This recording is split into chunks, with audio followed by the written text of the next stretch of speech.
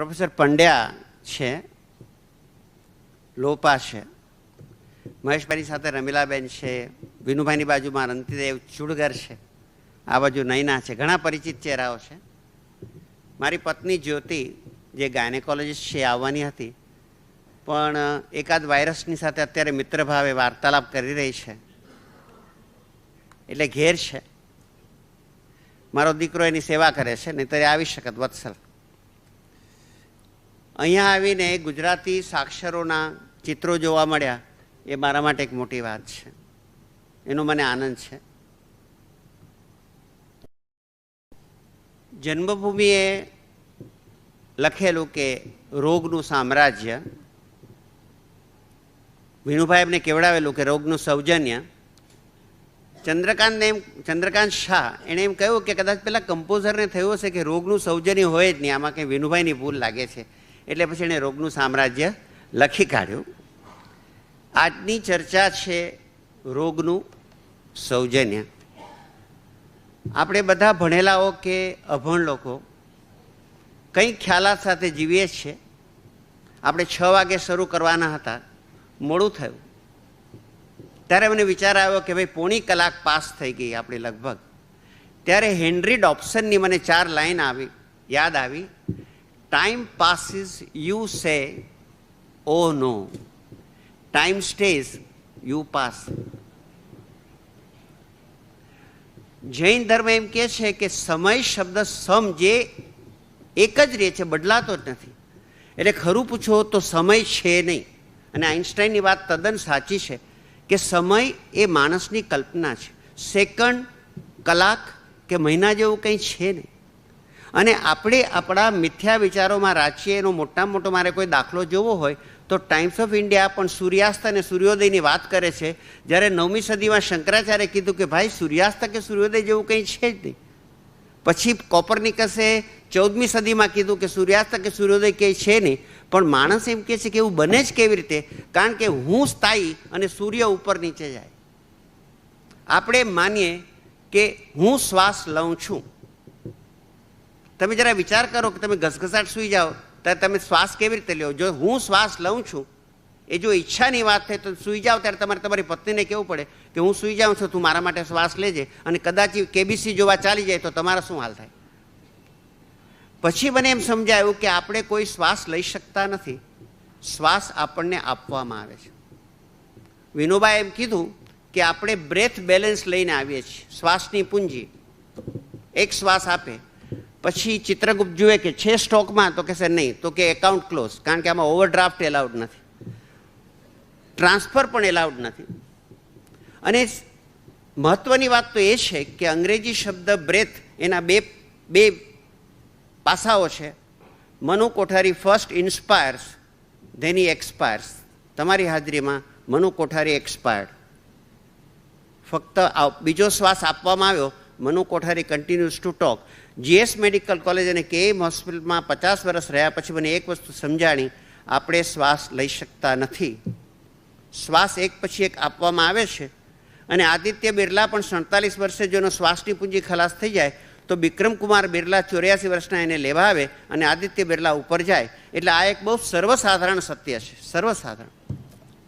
બીજું મેં જોયું કે રોગી હંમેશ મરતા નથી અને તંદુરસ્ત હંમેશ જીવતા નથી. એનો અર્થ એ થયો કે રોગ અને મૃત્યુનો કોઈ લેવા દેવા જ છે નહીં. મૃત્યુ સમયનો સ્વભાવ છે, રોગ શરીરનો સ્વભાવ છે. રોગથી મૃત્યુ થતું નથી. માટે જ કૃષ્ણ ભગવાને ગીતામાં એમ ન કહ્યું કે કર્ક રોગોહમ, એણે એમ કહ્યું કાલોશ્મી લોકક્ષય કૃત પ્રવૃત્ત. હવે આ મેં તમને થોડી વસ્તુ કીધી એટલા માટે કે અમે ડૉક્ટરો દર્દીઓ જે કંઈ વિચારે છીએ એમાં કદાચ થોડો ફેરફાર કરવાની જરૂર છે. એટલે આપણે જરા, મને વિનુભાઈએ કીધું કે આપણે શેના ઉપર વાત કરીએ. મેં કીધું રોગનું સૌજન્ય. મારી માનું કેન્સરનું જ્યારે નિદાન થયું 16મી ઓક્ટોબર 1984 CVTCમાં ડૉક્ટર કિન્નરે લોપાએ મને ત્યાં બોલાવ્યો. ત્યારે મેં એ કેન્સરના ભારોભાર ઉપકાર માનેલો, કારણ કે એ મારી મામા રહી અને એની સેવા કરી રહ્યા હતા. એ મારી માનું કેન્સર લગભગ 20 વર્ષ પહેલાં શરૂ થયું હશે, પછી પ્રકટ છેલ્લે થયું અને મારી માં હસતા હસતા ગઈ. એ કેન્સરે પરમ સજ્જન ભાવ રાખ્યો. એટલે સુધી કે મારું ને લોપાનું ઇંગ્લેન્ડમાં જે પુસ્તક પ્રકાશિત થયેલું એ અહીંયા જ્યારે પ્રકાશિત થયું ત્યારે ક્લોડ આલ્વારીસે કવર ઉપર કેન્સરને તમને મને જેમ ફ્લાવર આપો છે ને એમ ફ્લાવર આપતા દેખાડ્યું છે, કારણ કે એ પુસ્તકમાં અમે બતાડી શક્યા છીએ કે કેન્સર તો પરમ સજ્જન છે, હૃદયરોગ તો પરમ સજ્જન છે. એટલે આજે આપણે સૌજન્યનો વિચાર કરીએ. હવે કદાચ એમ થાય કે ભાઈ આવી વસ્તુ કહેવાની શું જરૂર છે, તો એક વસ્તુ સમજી લઈએ કે કોઈ પણ સજ્જન માણસને આપણે જો દુર્જન માની લઈએ તો નુકસાન તો આપણું જ છે. એનો અર્થ એ થયો કે જે ખરેખર સજ્જન હોય એને સજ્જન સમજીએ તો ફાયદો તો આપણો જ છે. હું તમને એક દાખલો આપું. ઉનામાં એક મિસ્ટર શાહ 66 વર્ષે એમને સ્ટ્રોક થયો, પક્ષઘાત. એ થયો એટલે વેરાવળ ગયા, તરત જલ્દી લઈ ગયા. વેરાવળમાં ત્યાંના ન્યુરોલોજીસ્ટે કીધું કે આનું તો સીટી સ્કેન તરત કરાવો. સીટી સ્કેન કરાવો એટલે રાત્રે 11 વાગે વેરાવળથી એ લોકોએ એક એમ્બ્યુલન્સ કરી. હવે એમ્બ્યુલન્સનો ડ્રાઈવર નહીં, એટલે વિધવામાંનો એકનો એક દીકરો રમેશ કે હું ચલાવીશ. એટલે વેનમાં શાહ, એમની પત્ની, એમનો દીકરો, એની પત્ની અને આ ડ્રાઈવર. વેરાવળથી 27 માઇલ દૂર એક કોલસાવાળી ટ્રકે એને ઉડાડી. તો સૌથી પહેલાં શાહ સિવાય બધા મરી ગયા ત્યાં ઓન ધ સ્પોટ. અને શાહ કોઈ મદદ આવે ત્યાં સુધી જીવા, અને એણે કીધું આ બધા મરી ગયા. પછી શાહ પોતે પણ મરી ગયા. 5 જણા ઉકલી ગયા. હવે સ્ટ્રોક ઉપરનું સર્વૈયું કુર્સ નામના માણસે લગભગ 30 વર્ષ પહેલાં બહાર પાડ્યું ને એમ કીધું કે પક્ષઘાત કે સ્ટ્રોક જેમ ચશ્મા આવે એમ સહજ વસ્તુ છે, ઉંમર સહજ વસ્તુ છે. એટલું જ નહીં, એના માટે કોઈ દવા દારૂ છે નહીં, એના માટે ખાસ નિદાન છે નહીં. અને પછી એણે એમ લખ્યું કે પક્ષઘાત થયા પછી દર્દી જીવશે કે નહીં તે દર્દી ઉપર આધારિત છે, ડૉક્ટર પર નહીં. અને હાઇડેલબર્ગમાં 5 વર્ષ પહેલાં પક્ષઘાત ઉપર ઇન્ટરનેશનલ કોંગ્રેસ થઈ. એના ચેરમેને એમ કીધું કે પક્ષઘાતની સારવાર નિદાનથી શરૂ થાય છે અને નિદાનથી પૂરી થાય છે. એનો અર્થ એટલો જ થયો કે જો પેલા ડાક્ટરે આને આશ્વાસન આપ્યું કે આમાં કંઈ ખાસ કરવાની જરૂર નથી, તમારે ભાગવાની જરૂર નથી, ગરીબ માણસો પૈસાથી ખુવાર ન થયા હોત અને કંઈ ન કર્યું હોત તો ચાલત. ઘનશ્યામ દેસાઈ મારા પરમ મિત્ર છે. હવે એમના એક મિત્રને રક્ત દબાણનું નિદાન થયું. તમને કદાચ આશ્ચર્ય થશે કે હજુ સુધી હાઈ બ્લડ પ્રેશરની જગતમાં ક્યાંય વ્યાખ્યા મળી નથી, છે જ નહીં. એટલે પિકરિંગ નામનો માણસ હમણાં ગુજરી ગયો. એણે કીધું આખું જીવન મેં લોકોને સમજાવવા માટે કાઢ્યું છે કે ભાઈ કોઈને ખબર નથી કે નોર્મલ પ્રેશર ક્યાં પૂરું થયું અને હાઈ પ્રેશર ક્યાં શરૂ થયું, કોઈને ખબર નથી. હવે કુદરતનું કરવું છે. હમણાં લાઇબ્રેરી અમારા પુસ્તકો કાઢી નાખતી હતી જૂના, તો મને કહેવામાં આવ્યું કે ભાઈ જૂના પુસ્તકો અમે બહાર ફેંકી દઈએ છીએ, તો તમને કંઈ જોતું હોય તો લઈ જાઓ. એટલે હું લાઇબ્રેરીમાં ગયો તો મને રુસ્તમ જાલ વકીલે GS મેડિકલ કોલેજને અર્પિત 1952નું એક નાનકડું પુસ્તક મળી ગયું. ઉપર લખેલું towards definition of high blood pressure, towards definition of high blood pressure. એમાં 3 અમેરિકનોએ એમાં સંશોધન કર્યું અને પછી ખબર પડી કે આ મેજિકલ ફિગર 120/80 જે સામાન્ય માણસને ખબર છે એ એક ઇન્સ્યોરન્સ કંપનીએ નિપજાવેલું તૂત છે. ઇન્સ્યોરન્સ અમેરિકામાં એ લોકોએ વિચાર કર્યો કે જો આ ફિગર રાખીએ તો આપણે પ્રીમિયમ જાજુ આપી શકીએ. એનો અર્થ એ થયો કે 120/80 કોઈ ડૉક્ટરે કીધું છે જ નહીં. અને એની સાથે તમારે વિચાર કરવો જોઈએ કે લેન્સેટ કે BMJ વાંચો તો એમાં અત્યારે એક નવીન વસ્તુ મૂકી છે એ લોકોએ, વ્હાઇટ કોટ હાઇપરટેન્શન. વ્હાઇટ કોટ એટલે ડાક્ટર, કે ડાક્ટરની હાજરી અને બ્લડ પ્રેશર માપવાની પ્રક્રિયા એનેથી બ્લડ પ્રેશર વધી જાય છે. અને એ લોકોએ રિસર્ચ કરી કે બ્લડ પ્રેશરના સિમ્પટમ્સ નિદાન પછી શરૂ થાય છે. પહેલાં આમ પ્રેશર મૂકે અને પછી આમ કરે અને પછી ડૉક્ટર સિરિયસ થઈ જાય એટલે તમને થયું કે આપણે તો ગયા. અને પછી કે તમને ચક્કર આવે છે, ન આવતા હોય, સાંજે પત્ની સાથે ઝઘડો થાય એટલે જરા આમ થવા મળે, ડાક્ટર કહેતા હતા એ સાચું છે. અને પોલ મરીનો અને કાપલાન 2001ના હાઈ બ્લડ પ્રેશરના સ્પેશિયાલિસ્ટે 2 વસ્તુ કીધી છે હજી સુધી જગતમાં રિલાયબલ ઇન્સ્ટ્રુમેન્ટ છે નહીં બ્લડ પ્રેશર માપવાનું, આ નોંધી લેજો. એક, વ્યાખ્યા છે નહીં. બે, અને ત્રીજું, ખરેખર ટ્રીટમેન્ટ પણ છે નહીં. એટલે અમે જેમ સૂર્યાસ્ત અને સૂર્યોદય માટે સોગંદ ખાઈને કહીએ છીએ કે 6:25 સૂર્યાસ્ત થશે, પણ આપણે કંઈ છે તો નહીં. પણ કે ના થશે, હું તને કહું છું ને, બ્લડ પ્રેશરની બાબતમાં અમારી દુર્જનતા વધુ છે, બ્લડ પ્રેશરની સજ્જનતા અમાપ છે. રાજકોટમાં કેન્સર ડિટેક્શન કેમ્પ, આ એક બહુ એક મોટી વાત છે. ઉપર આમ બેનર હોય, કેન્સર ડિટેક્શન મફત. હવે મારું એમ માનવું છે કે કોઈ પણ ડિટેક્શન કેમ્પ કે ચેકઅપ ક્લિનિક એક એવી મેજિકલ જગ્યા છે કે જ્યાં વ્યક્તિ અંદર જાય ને દર્દી બહાર પડે.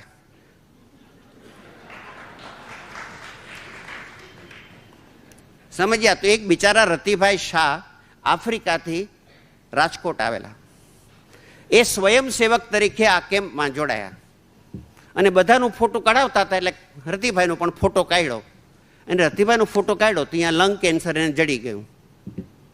આ લોકો કે હવે તને ટ્રીટમેન્ટ આપીએ, પણ મને કે મારા ફેમિલીને તો આવવા દો. તો કે ના ના, આમાં રાહ જોવાય જ નહીં.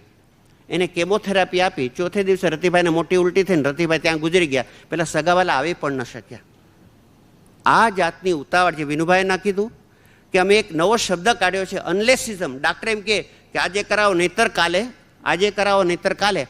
આ જે સામાન્ય માણસમાં ડર છે રોગ માટેનો, એની સામે થોડીક રોગ માટે જો સમજ હોય તો આપણે જેને કહીએ ને કે આનંદથી રોગને પાડી શકીએ અને રોગનું સૌજન્ય સમજીએ તો બે વસ્તુ થાય.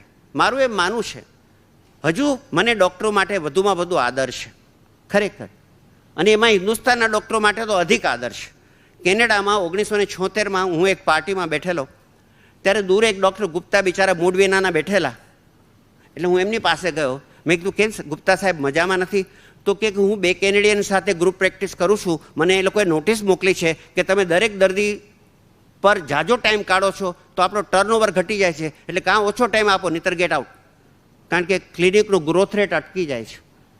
હજુ એટલું ચોક્કસ માનજો કે ભારતનો તબીબ છે એક સજ્જન વ્યક્તિ છે. અમને જે ખોટું નામ મળ્યું છે એ કદાચ 2-5 કોઈ પણ બાસ્કેટમાં 2-5 ખરાબ એપલ્સ હોય એના માટે છે. તો એમ મને એમ થયું કે ઇન્ફોર્મ્ડ પેશન્ટહુડ અને એનલાઇટન ડૉક્ટરહુડ એ બેને ભેગા કરીએ તો આઈડિયલ મેડિકલ સર્વિસ થાય. એટલે આપણે જે આજે ભેગા થયા છીએ, how to arrive at inform patienthood about disease. આ ઘનશ્યામની મેં વાત કરીને તો આ ભાઈનું બ્લડ પ્રેશર ખોટી રીતે નિદાન થયું. ખોટી રીતે નિદાન થયું એટલે સિપ્લાટ ગોળી આપી. સિપ્લાટ ગોળી આપી એટલે આ ભાઈ રેગ્યુલરલી લેતા. પછી બરોડા ગયા અને કંઈક સ્ટ્રોંગ કોફી પીધીને જરા ચક્કર જેવું આવ્યું એટલે 3 સિપ્લાર લઈ લીધી ગભરાઈને. 3 સિપ્લાર લઈ લીધી તો બ્લડ પ્રેશર ગયું રોક બોટમનું. રોક બોટમ પર ગયું એટલે અહીંયા મોટો બ્રેઇનમાં ઇન્ફાક્ટ થઈ ગયો. મારે બરોડા જવું પડ્યું, એને લાવવા પડ્યા. એ આવ્યા પછી મેં ન્યુરોલોજિસ્ટને કીધું કે ભાઈ તમે આને એસ્પિરિન નહીં આપો, આને સત્તી નથી. તો કે ના, એસ્પિરિન તો અમે આપશું. એસ્પિરિન આપીને એને ગેસ્ટ્રાઇટિસ થઈ ગયું. એ દુબળા થઈ ગયા એટલે એને ટ્યુબરક્યુલોસિસ થઈ ગયું. ટ્યુબરક્યુલોસિસ થઈ ગયું એટલે એને રિફામ્પિસિન આપ્યું. એ આપ્યું એટલે એને હિપેટાઇટિસને કોમા થઈ ગયું. વળી પાછા કેમાં દાખલ થયા. હવે એ ત્રીજો ભાવ જીવી રહ્યા છે. It all started with wrong diagnosis of blood pressure. All start. That main never deserve any treatment, but we did not know that even blood pressure is vital and necessary for our survival. આપણે સૌજન્યની શરૂઆત કરીએ.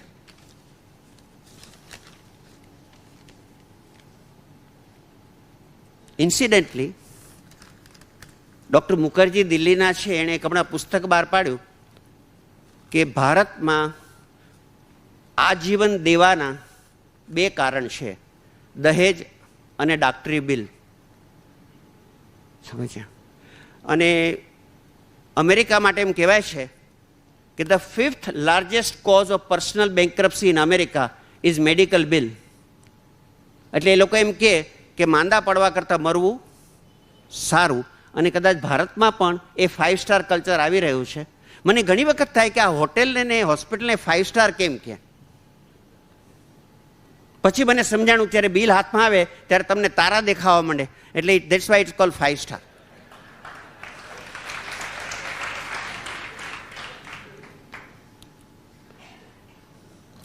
હવે આપણે સૌજન્ય એટલે શું? સૌજન્ય, મહેશભાઈ છે, આગેવાન વકીલ છે, ચિંતક છે, કવિ છે, લેખક છે.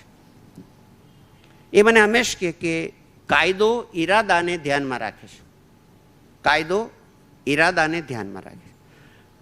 અહીંયાનો સૈનિક પાકિસ્તાનના સૈનિકને મારી નાખે તો એને કોઈ ફાંસીની સજા નહીં થાય, પણ અહીંયા લાલુને કે કોઈને ઉડાડી દે તો એને જેલમાં નાખી દેશે. કાયદો ઈરાદો જુએ છે. રોગ છે એનો મોટા મોટો સદગુણ એ કે એનામાં કિન્નાખોરી, પક્ષપાત છે જ નહીં. રોગ છે એ શરીરના સ્વભાવ રૂપે તવંગર અને ગરીબ, જ્ઞાની અને અજ્ઞાની, ડૉક્ટર અને દર્દી દરેકને સરખે ભાવે જ જુએ, કોઈ જાતની મીનનેસ નહીં. અને મોટી વાત તો એ કે બને ત્યાં સુધી તમારા શરીરમાં અશાંતિ ઊભી ન કરે. કેન્સર અમારો વિષય છે. મહેશભાઈનું રૂપાંતર કર્યું છે ગુજરાતીમાં, એટલે Maheshbhai can be considered an authority on cancer. હવે કેન્સરનો તમે એક દાખલો લો તો 1960થી સાઇટોકાઇનેટિક સ્ટડીઝ બહાર પડ્યા પછી એક વસ્તુ સમજાણી છે કે કોઈ પણ કેન્સર પ્રકટ થાય એ પહેલાં સાધારણ રીતે 5 થી 15 વર્ષ શરીરમાં નિરાંતે બેઠવું હોય છે. નથી તો એનું નિદાન થઈ શકતું કે નથી એ કોઈને હેરાન કરતું. એના બે અવતરણ થયા. એક તો એ કે વહેલું નિદાન એ કદાચ મોટામાં મોટું તૂત છે, કારણ કે વહેલું નિદાન શક્ય છે જ નહીં.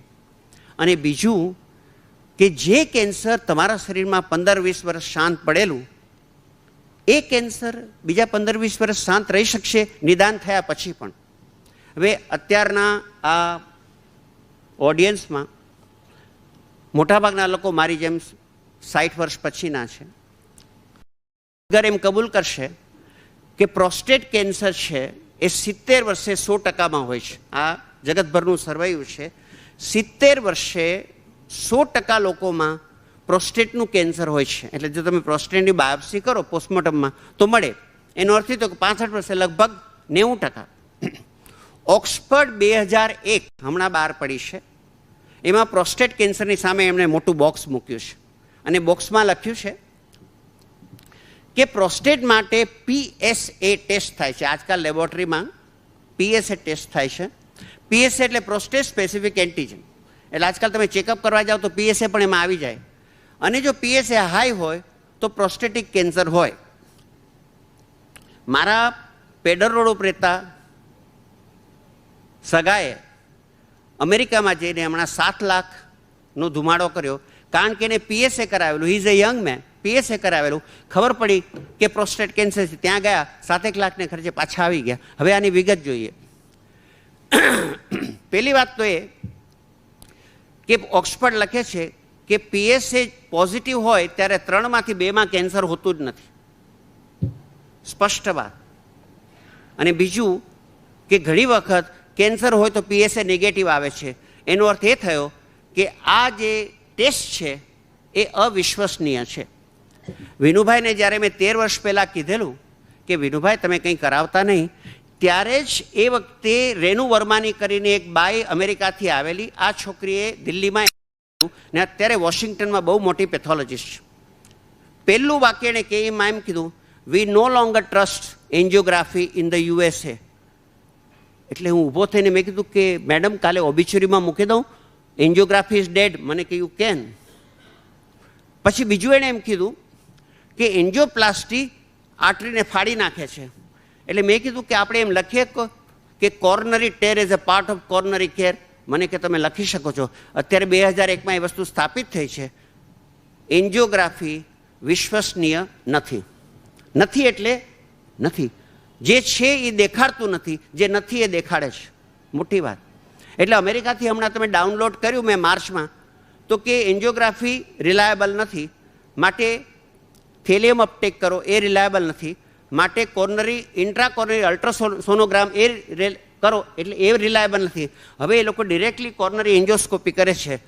કદાચ તમને આશ્ચર્ય થશે કે 2 ડિસેમ્બર 2001 સાંજના 7:30 વાગે હું છાતી ઠોકીને એટલું કહી શકું કે કોર્નરીના શું હાલ છે એ જાણવા માટે અમારી પાસે અત્યારે એક પણ સાધન છે નહીં. તો પછી પ્રશ્ન એમ થાય કે તો પછી આટલું બધું કેમ કરે છે? હું એક વસ્તુ તમને કહું કે સોનું ખરીદવાથી કોઈ વ્યક્તિ સુખી થયો એવું મને ખબર નથી. સોનું ખરીદવાથી કોઈ સુખી થયો એવું મને ખ્યાલ નથી, પણ બધા સોનું ખરીદે છે. 1977માં સ્લોન કેટરિંગ ઇન્સ્ટિટ્યૂટમાં મારે જવું પડ્યું, તો ત્યાં ડિરેક્ટર સાથે લગભગ 3 કલાક ચર્ચા કરી.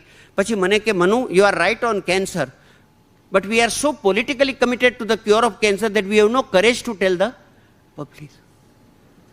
એટલે ઘણી બાબતમાં we are so politically committed to the patient.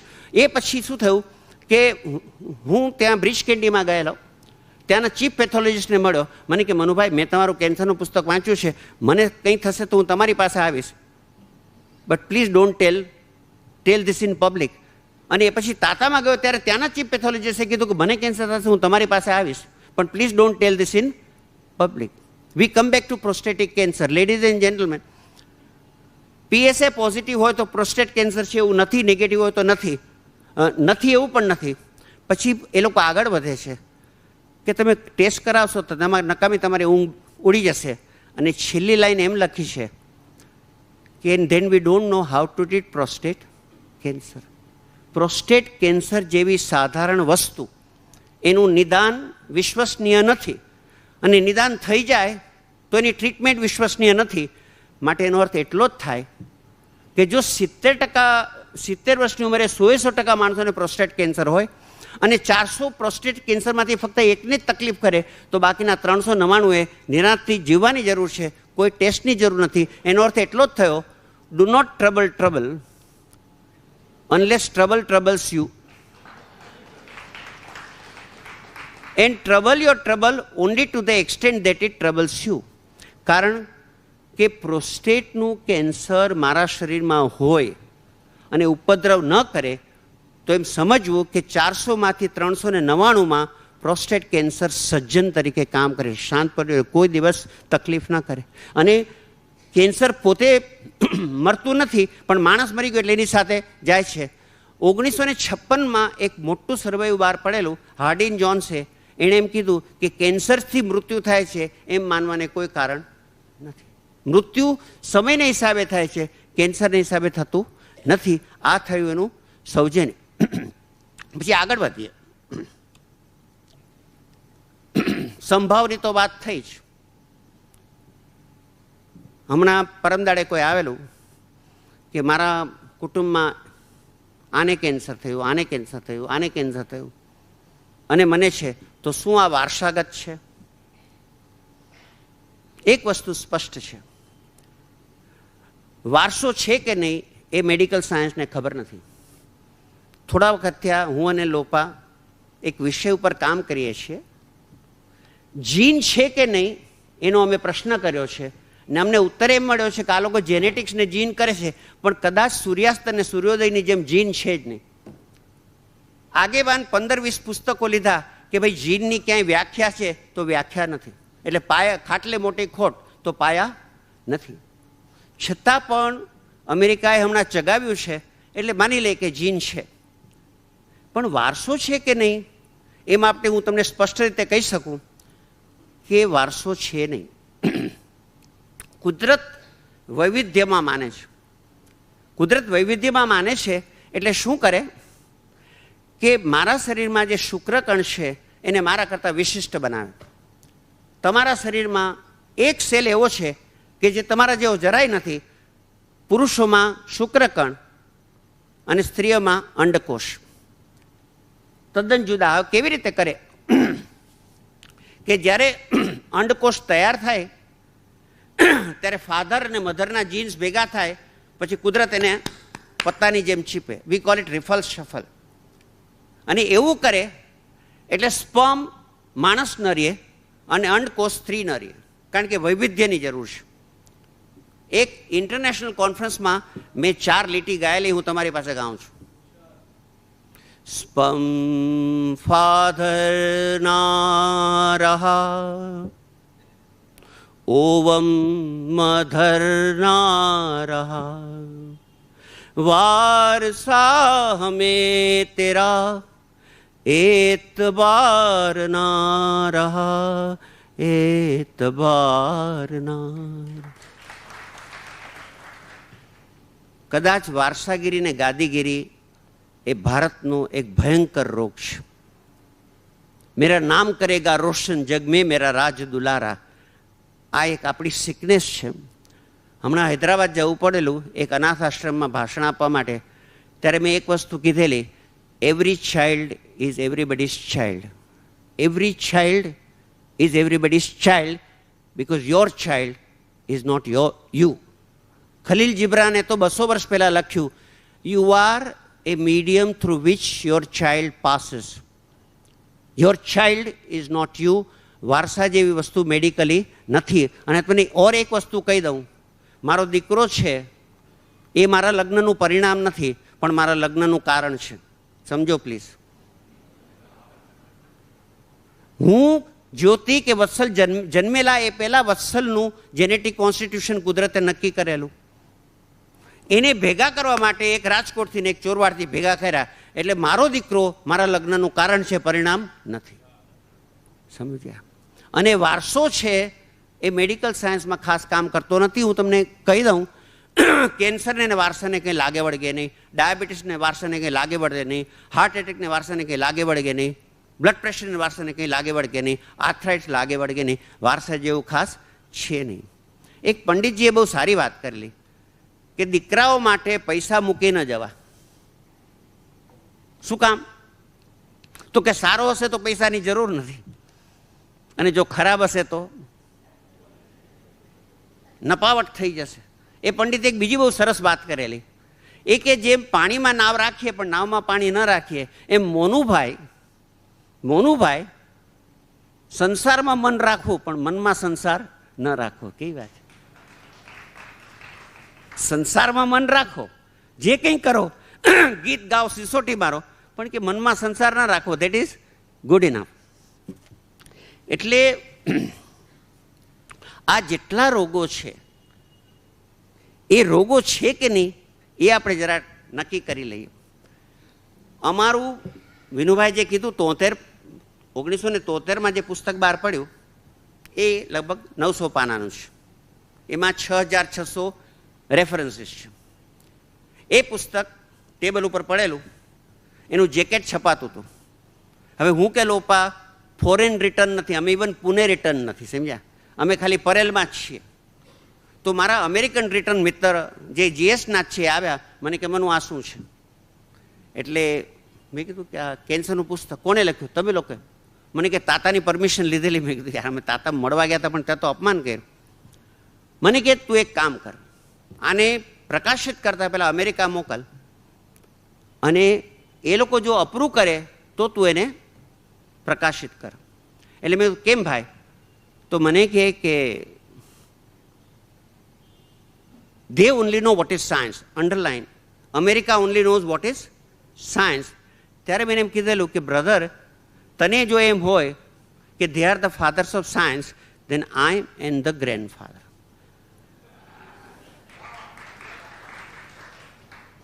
ઓગણીસો 78માં એ પુસ્તકનું સંક્ષિપ્તકરણ કર્યું અમે, અને એકી સાથે અંગ્રેજ, ડચ અને જર્મન ભાષામાં 6 દેશોમાંથી એ પુસ્તક બહાર પડ્યું. એ પુસ્તકમાં જર્મનના પુસ્તકનું શીર્ષક છે ઇઝ કેન્સર અ ડિઝીઝ, અને એના આમુખમાં એક જર્મન કેન્સર સ્પેશિયાલિસ્ટે લખ્યું છે કે આ પુસ્તક છેલ્લા 125 વર્ષમાં આપણે જે કંઈ કેન્સર ઉપર કરતા હતા એના ઉપર ચોકડો મારી દે છે, અને એમ કહે છે કે જે કંઈ નવું કરવું હોય એનાથી આગળ વધીએ. ઇન્સિડેન્ટલી કેન્સર છે એની પણ વ્યાખ્યા નથી, એટલું જ નહીં, પણ મેનેલોપાએ 78માં એક પ્રકરણ લખેલું, cancer is unresearchable. Cancer is unresearchable. એટલે જ્યારે અમે પ્રકરણ ઇંગ્લેન્ડ મોકલ્યું ત્યારે મારા પબ્લિશર મને કાગળ લખેલો કે મનુ તને મશ્કરી કરવાની ટેવ છે પણ ધીસ ઇઝ ટુ મચ. તો મેં તું એક કામ કર, આ પ્રકરણને 5 આગેવાન કેન્સરોલોજીસ્ટમાં ઇંગ્લેન્ડમાં ફેરવ. એ લોકો કહેશે કે એમાં ફેરફાર કરે તો ફેરફાર કરીશ, એ લોકો કહેશે કે મૂકી દો, ફેંકી દો તો ફેંકી દઈશ. મારે બેમાંથી એકે ન કરવું પડ્યું. અને આજે એટલું હું તમને કહી દઉં કે કેન્સર્સ અનરિસર્ચેબિલિટી ઇઝ પ્રૂવડ. ફક્ત અમે લોકો દુકાનો માંડીને બેઠા છીએ. So we again have no courage to tell the public કે આમાંથી કંઈ નિચોડ નીકળે એમ નથી. એટલે આપણે આગળ વધીએ કે આપણે જેને રોગ કહીએ છીએ રોગ છે. કહેવાય છે કે એક સાધુ મહાત્મા પહાડ ઉપરથી ઉતરી રહ્યા હતા નીચે, અને એક છોકરી એના નાના ભાઈને લઈ અને ઉપર ચડી રહી હતી. એટલે સાધુએ કીધું કે બેટી એ બોજા ઉઠા કે ક્यों ચલ રહી હૈ? તો કે મહારાજ એ બોજા નહીં है, ये तो मेरा भाई है. એવી જ રીતે માણસની શારીરિક ઉત્ક્રાંતિ થાય, એમાં દાંત આવે ને જાય, વાળ કાળા હોય તો સફેદ થાય. તમે દરરોજ if you dye every day then વાળ પાછા કાળા પણ થઈ જાય. આઈ મીન ધ પાન. ધમનીઓ જરા કડક થાય, જોઈન્ટ્સ ઓછા ચાલે, બ્લડ પ્રેશર વધે, ડાયાબિટીસ થાય. આ બધા રોગો ઉત્ક્રાંતિનો એક ભાગ છે. ઉત્ક્રાંતિનો ભાગ છે એટલું જ નહીં, પણ આ બધા રોગો છે એ કુદરત તમને ફરજ રૂપે આપે છે. હવે હું તમને એક દાખલો આપું. લોપાના પિતાશ્રી અમૃતલાલ જે મહેતા, 80 વર્ષના યુવાન, એમને એક્યુટ લિમ્ફોસિટિક લ્યુકેમિયા થયું. એક્યુટ લિમ્ફોસિટિક લ્યુકેમિયા થયું. આ કેન્સર અનાદિકાળથી જ્યાં જ્યાં થાય છે ત્યાં 33,000 માણસોમાંથી એકને જ થાય છે. એકને થાય છે એટલે બાકીના 32,999ને નથી થતું. માટે આ વ્યક્તિ જેને કેન્સર થાય છે એ સમાજની સેવા કરી રહી છે. આટલું જરૂર સમજ. મારે કેન્સર પેશન્ટ જોવાનો થાય ત્યારે 2 વસ્તુ પૂછે, કેમ થયું અને કેટલું જીવીશ. અને મારે પ્રમાણિકપણે કહેવું પડે કે જો ભાઈ તું મારા ખરખરે આવવા માટે લાયક છું. મને કે પણ ડાક્ટર, મેં કીધું જો દરેક શ્વાસે હું મરું છું. એટલું જ નહીં, પણ મને વધુ સમજાણું છે કે હું એક શ્વાસનો ઘરાક નથી, હું અડધા શ્વાસનો ઘરાક છું. કઈ રીતે? જે હવા અંદર ગઈ છે એ બહાર પડવાની જ. જે હવા બહાર ગઈ છે એ પાછી આવશે કે નહીં, ન જાણ્યું જાનકી નાથે આવતા શ્વાસે શું થવાનું છે. સવાર તો બહુ લાંબી થઈ ગઈ યાર, સમજ્યા? હમણાં જ અરુણભાઈ રીંદાણીના એક સગા એક સર્જન પાસે ગયા. સર્જને ગળા ઉપર હાથ ફેરો, પછી કીધું નોટ મોર દેન 3 months. અને ખરેખર આફ્ટર 3 months that doctor was dead. Vinubhai જેમ કીધું ધીસ એક્ઝેક્ટલી. અને Marcus Aurelius, emperor philosopher of Rome, એણે 1લી સદીમાં એમ કીધું, પહેલાં અંગ્રેજીમાં કહું પછી ગુજરાતી કહું, many a physician forecasting doom for his patient as at his own funeral attended by the same patient. 1લી સદી. ઘણા ડાક્ટરોએ દર્દીનું ટૂંકું જીવન આગાહી કરીને એ જ દર્દીને પોતાની સ્મશાન યાત્રામાં જતા જોયા છે. હવે ડાક્ટરે જોયા કે નહીં મને ખબર નથી, પણ દર્દી જોડાઈ ગયા ખરા. એટલે પહેલી વાત તો એ કે હું એને એમ કહું કે જો ભાઈ તું મારા ખરખરામાં આવવા માટે થયું. કુદરતે શું કર્યું કે એજે મહેતાને, મારા માને, મારા પિતાશ્રીને, લોપાના ફઈબાને, મારા માસીને એમ કીધું કે એમ કરો ને તમે આ કેન્સર લઈ લો ને એટલે બીજાને ન થાય. એટલે એટલું સમજશો કે કેન્સર હોવું એ જીસસ ક્રાઇસ્ટ અથવા શંકરનું એક પાઠ છે. અને જ્યારે તમે દર્દીને એમ સમજાવો કે આ ગયા ભવના પાપની સજા નથી, આ તમારા કુકર્મોની સજા નથી. કેન્સર થવું એ ઝાડપાન, માછલી, દેડકા, કૂતરા, ઉંદર બધામાં એક સહજ વસ્તુ છે. અને જ્યારે થાય છે ત્યારે ચોક્કસ માત્રાથી થાય છે. લિમ્ફોસિટિક લ્યુકેમિયા એજે મહેતાને થયું, એટલે એજે મહેતાને થયું માટે 32,999 માણસો બચી ગયા. અને એજે મહેતાએ 2 કામ કર્યા. જીસસ ક્રાઇસ્ટની જેમ બીજાનો ક્રોસ પોતાના ઉપર લઈ લીધો. એટલું જ નહીં, પણ શંકરાચાર્યની જેમ પોતે જીભ પી અને ઝેરને અહીંયા અટકાવી દીધું. એજે મહેતા 11 મહિના જીવ્યા. ઇનફેક્ટ લોપાને ત્યાં નિદાન થયું પછી એ લોકો તે જ દિવસે ચાચી 420 જોવા ગયેલા આપણી કમાલ હસનની. એ પછી એજે મહેતા ઘણી વખત NCPAમાં ગયા અને હસતા હસતા ગયા. કુદરતે શું કીધું કે તમારા ઉપર કેન્સરનું બોજો આવી પડ્યો, એ હસતે મોઢે સ્વીકારો, કારણ કે જેના ઉપર નથી આવ્યો એ લાંબુ જીવશે અને તમે ટૂંકું જીવશો એવું માનવાને કોઈ કારણ નથી, કારણ કે એને માટે કોઈ પુરાવો નથી. માટે કેન્સર છે એ એક સમાજની ફરજ છે. બ્લડ પ્રેશર છે, ડાયાબિટીસ છે, એ અનાદિકાળથી થતું આવ્યું છે અને થાય છે અને મોટે ભાગે શાંત હોય છે. તમે સમજશો કે મોટાભાગના રોગ ચેકઅપ ક્લિનિકમાં નિદાન થાય છે. અને જેમ તમને હેરાન ન કરે અને આપણે આપણો ભાઈ લાગે પહેલાંને બોજો લાગે, એવી રીતે મોટાભાગના જે રોગ છે એ શાંત અને સ્વસ્થ રહે છે. એટલે બ્રુક નામના માણસે ઇંગ્લેન્ડમાંથી એક બહુ સરસ શબ્દ વાપર્યો, અ ડિઝીઝ ઇઝ ડિસ્ક્રીટલી સાયલન્ટ. ડિસ્ક્રીટલી સાયલન્ટ એટલે કે કંઈ અવાજ કરશે નહીં. જરા આગળ વધીએ.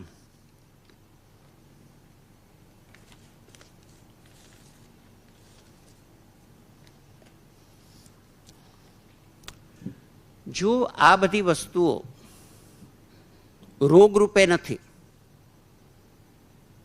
તો શું છે? તો એક આપણે મૂળભૂત પ્રશ્ન ઊભો થાય છે. અત્યારના ભદ્ર સમાજમાં cancer, diabetes, high blood pressure, heart attack, stroke, arthritis 6 આગેવાન રોગો લઈએ.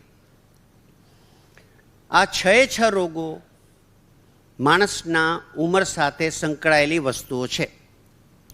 સ્વામી નિરામયાનંદ રામકૃષ્ણ મિશનના એક સરસ મજાના અધ્યક્ષ, મારે એની સારી મિત્રતા. એક દિવસ બાથરૂમમાંથી બહાર આવ્યા, મોટું પેટ, ટોવેલ હતો અને મોઢા ઉપર શું તેજ. મેં કીધું, મહારાજ આ 70 વર્ષની ઉંમરે બાળક જેવા કેમ લાગો છો? પહેલી વખત એણે મને એમ કીધું સિરિયસ થઈને, my boy I have earned it. My boy I have earned it. મને કે મોનુભાઈ આઈ હેવ ડેવલપ્ડ ઇન્સોમનિયા. મેં કીધું કેમ મહારાજ, તમે તો સારું સૂવો છો? તો કે ના, પહેલાં હું આડો પડતો ત્યારે તરત સૂઈ જતો, હવે 3 મિનિટ લાગે છે.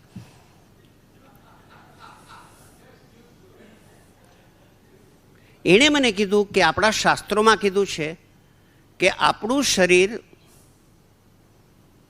સમય જતાં જરા અને વ્યાધિને આધીન છે. જરા અને વ્યાધીન. જરા એટલે જર્જરિત થવું, વ્યાધિ એટલે ડિસઇઝ. હવે તમે વિચાર કરો કે આધુનિક વિજ્ઞાન પાસે ડિઝીઝની વ્યાખ્યા નથી. ડિઝીઝ શબ્દ કેવી રીતે આવ્યો છે? Disease, lack of ease. Peddar road ઉપર રહેનારા ઘણા લોકોને કોઈ પણ જાતના ડિઝીઝ વિના there is a lot of ડિસઇઝ.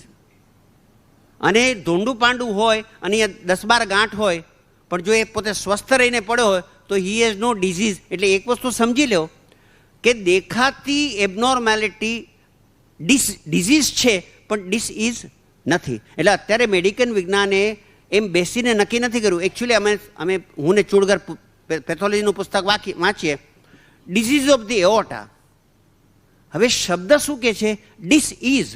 હવે મારો ગૂંઠણ છે કે મારો ખભો છે, it can't be disease, I can be disease. સમજે? Is this clear?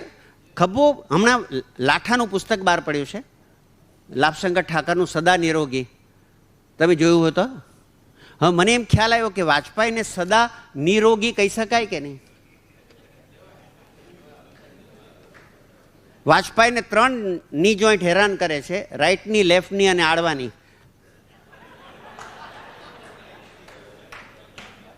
અને હમણાં કોકે લાઇટર વેઇનમાં એમ કીધું કે વાજપેયીને કોઈ પૂછ્યું કે પેલા બેન તમારી સાથે રહે છે એની સાથે કેમ લગ્ન નથી કરતા? તો કે અડવાની ના પાડે છે.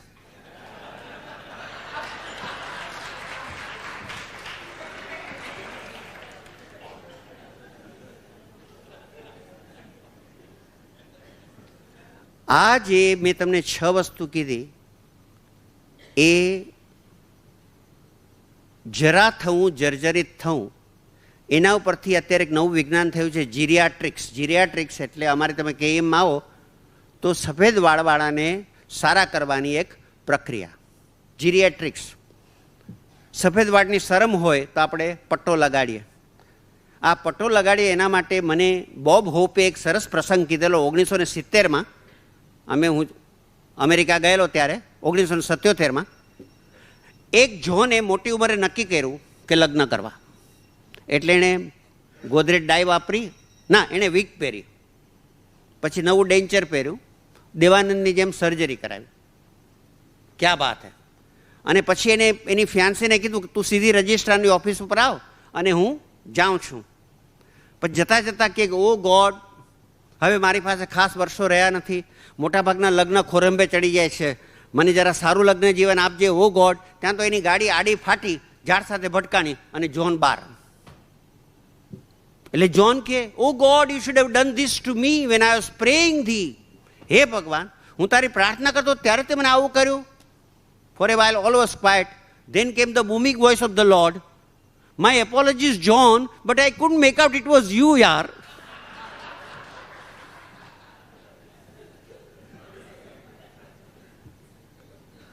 એટલે કેન્સર માટે મારીને લોપાએ કંઈ 40,000 જેટલા આર્ટિકલ્સ ને પુસ્તકો વાંચવા પડ્યા. આ થોથાગીરી છે. પણ એમાંથી એક નિચોડ બહાર પડ્યો.